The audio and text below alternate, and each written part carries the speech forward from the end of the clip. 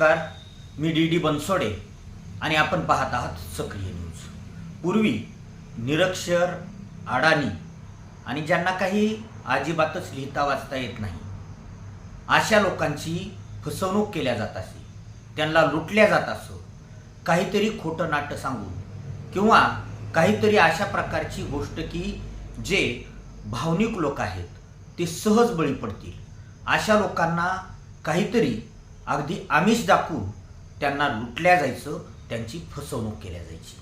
मात्र आता social media आल्यापासून अति उच्च शिक्षित सुशिक्षित अशा लोकांची फसवणूक ही सहज होऊ लागलेली आहे, मग ती पैशाच्या स्वरूपात असेल किंवा इतर कोणत्या स्वरूपामध्ये।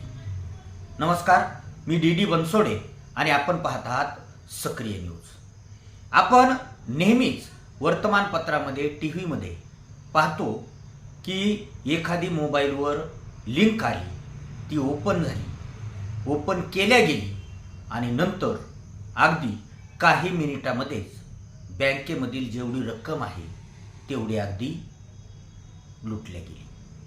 काही वेळा एखादा OTP येतो आणि त्या व्यक्तीला फोन करून तो OTP सांगा, तुम्हाला अशी अशी लॉटरी लागलेली आहे, तुमचं अशा प्रकारचं एखादं लोन मंजूर झालेलं आहे, असं काही ना काही सांगितलं जातं। तो OTP घेतला जातो आणि अगदी काही क्षणामध्ये त्यांची फसवणूक केल्या जाते, ऑनलाईन फसवणूक। मग आता पैशाची तर होतेच, मात्र आता माणसांना कशा प्रकारे एका देशामधून दुसऱ्या देशामध्ये घेऊन जायचं आणि त्याला वेट बिगारी करायला लावायची, त्याच्याकडून काम करून घ्यायचं, त्याला मारहाण करायची, त्याला उपाशी ठेवायचं आणि जर त्यांनी सांगितल्याप्रमाणे नाही केलं तर अगदी त्याला जीवानिशी सुद्धा जावं लागतं, अशा कित्येक घटना घडलेल्या आहेत। आणि असाच काहीसा फसवणुकीचा प्रकार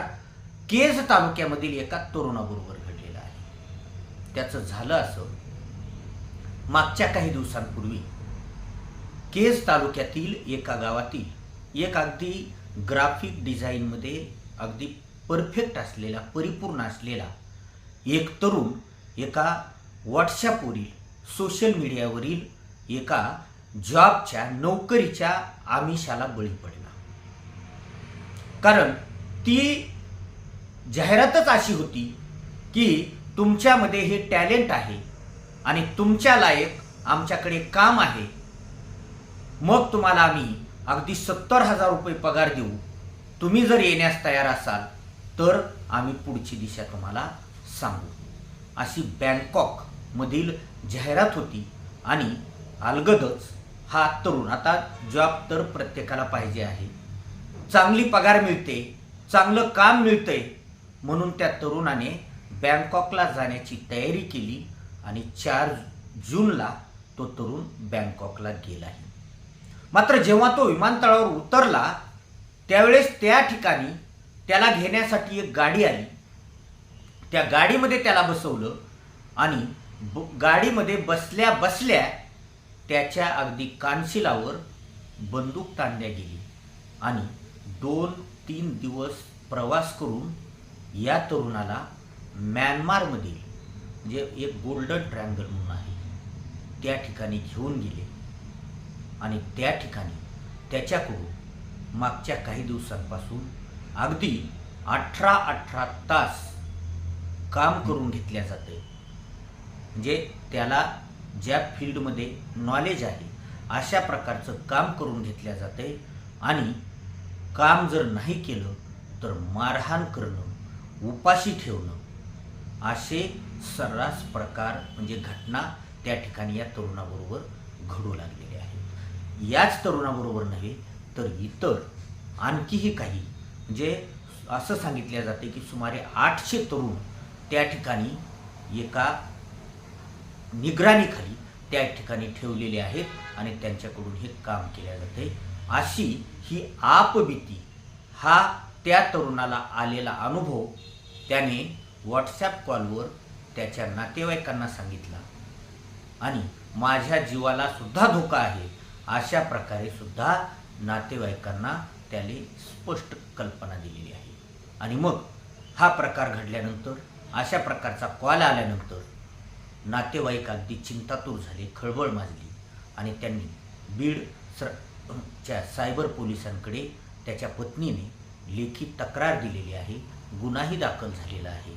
आणि आता त्या तरुणाला भारतामध्ये परत आणण्याचे प्रयत्न पोलीस करत आहेत. मात्र याच्यावरून एक लक्षात येतं की या सोशल मीडियावर जे काही प्रकार घडत आहेत ते अगदी डोळसपणे त्याच्याकडे आपण किती आकर्षित व्हायचं हे प्रत्येकाने ठरवलं पाहिजे. कित्येक लिंक येतात, काहीतरी आमिष दाखवलं जातं आणि ती लिंक ओपन केल्यानंतर, क्लिक केल्यानंतर काहीतरी म्हणजे अनुचित प्रकार घडतात. आणि याच्यामध्ये निरक्षरच नाही, ग्रामीण भागातीलच नाही, तर अगदी सुशिक्षित तरुण तरुणी इतर व्यक्ती फसल्या जाऊ लागलेल्या आहेत. आणि म्हणून सोशल मीडियामध्ये काही गोष्टी जरी सुकर झालेल्या असल्या तरी धोके मोठ्या प्रमाणावर वाढलेले आहेत. डिजिटलायझेशनकडे प्रगतीपथावर देश आहे.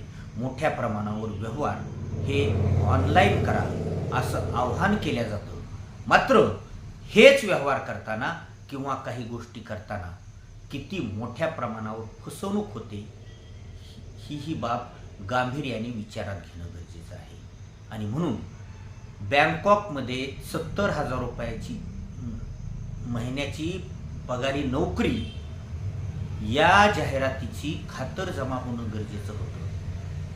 सोशल मीडियावर सुद्धा काही ज्या बहुतांशी गोष्टी येतात त्या कितपत खऱ्या आहेत, कितपत योग्य आहेत याची पडताळणी होणं गरजेचं आहे.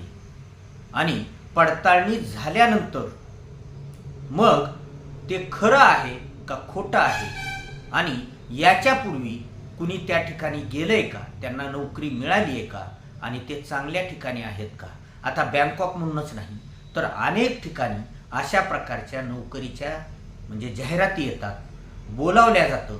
त्याच्यासाठी मग अगोदर काही पैसेही भरायला म्हणजे लावल्या जातात आणि हे पैसे भरले की पद्धतशीरपणे ज्याच्यावर कॉल आलेला आहे तो मोबाईल अगदी ते सिम कार्ड बंद केलं जातं आणि दिवसाच्या अशा कित्येक तरी ते म्हणजे व्यक्तींना फसवतात आणि दररोज वेगवेगळ्या नंबरवरून असे फसवे कॉल करतात आणि एवढे भावनिक करतात की तो व्यक्ती म्हणजे 100 जणांना त्यांनी फोन केले तर किमान 2-3 जण त्याच्यामध्ये बळी पडतात आणि आपली फसवणूक करून घेतात. आता केस तालुक्यामधील हा तरुण जो आहे खरंच तो त्या ठिकाणी अडचणीत आहे, स्पष्ट त्याने फोनवर सांगितलेलं आहे. मग आता हा विदेशामध्ये तरुण आहे आणि आता त्याला आणण्याची प्रक्रिया ही किती जटिल आणि गुंतागुंतीची आहे हे आपण समजू शकतो. म्हणून अशा प्रकारच्या आमिषाला बळी न पडता अगदी खातरजमा झाल्याशिवाय असे म्हणजे त्यांना कसल्याही प्रकारचा रिस्पॉन्स देऊ नये ही तरुणांनी गोष्ट खरं तर लक्षात घ्यायला पाहिजे. आपल्या मोबाईलवर आलेला आता बँक म्हणजे प्रशासन सरकारकडून सांगितलं जातं की बँक कधी तुमचा OTP मागत नाही किंवा कोणती लिंक ओपन करा म्हणून सांगत नाही. एवढं म्हणजे सारखं सांगितल्या जाते तरीही काही जण याला बळी पडतात आणि मग अशा प्रकारची फसवणूक होते. म्हणजे महाराष्ट्रातले 800 तरुण त्या ठिकाणी आहेत असं त्या केस तालुक्यातील तरुणाचं म्हणणं आहे. म्हणजे किती मोठ्या प्रमाणावर यांचं नेटवर्क आहे आणि कसे फसवतात आणि अगदी त्यांच्या आयुष्याची कशी म्हणजे एक मोठ्या प्रमाणात भीती आणि धाक निर्माण करतात हे याच्यावरून लक्षात येतं. आणि म्हणून कुठलाही ऑनलाईन व्यवहार करताना किंवा कुठली जाहिरात आहे हे पाहताना खरं तर थोड्या प्रमाणात म्हणण्यापेक्षा ते टॅली केलं पाहिजे आणि त्याला किती प्रतिसाद द्यायचा हे आपण विचारांती ठरवलं पाहिजे. केस तालुक्यातील हा तरुण जो त्या ठिकाणी अडकून पडलेला आहे तो लवकरात लवकर आपल्या मायदेशी घरी पोहोचवण्यासाठी आपल्या भारताच्या प्रशासनाने, सरकारने, पोलिसांनी अगदी कठोर आणि तात्काळ पावले उचलावीत आणि त्या आपल्या तरुणाला आपल्या घरी पोहोचावं अशा प्रकारची एक आव्हान किंवा अशा प्रकारची विनंती म्हणूयात आपण या सरकारला करूयात. मात्र पुन्हा एकदा एक गोष्ट लक्षात घेतली पाहिजे की अशा जाहिरातीला बळी पडण्यापूर्वी, अशा आमिषाला बळी पडण्यापूर्वी ती जाहिरात असेल किंवा तो मेसेज असेल, ती लिंक असेल, कितपत खरी आहे याची खातरजमा पुन्हा एकदा करायला पाहिजे. आणि मग अशा प्रकारचं आमिष जे दाखवल्या जाते ते योग्य आहे का?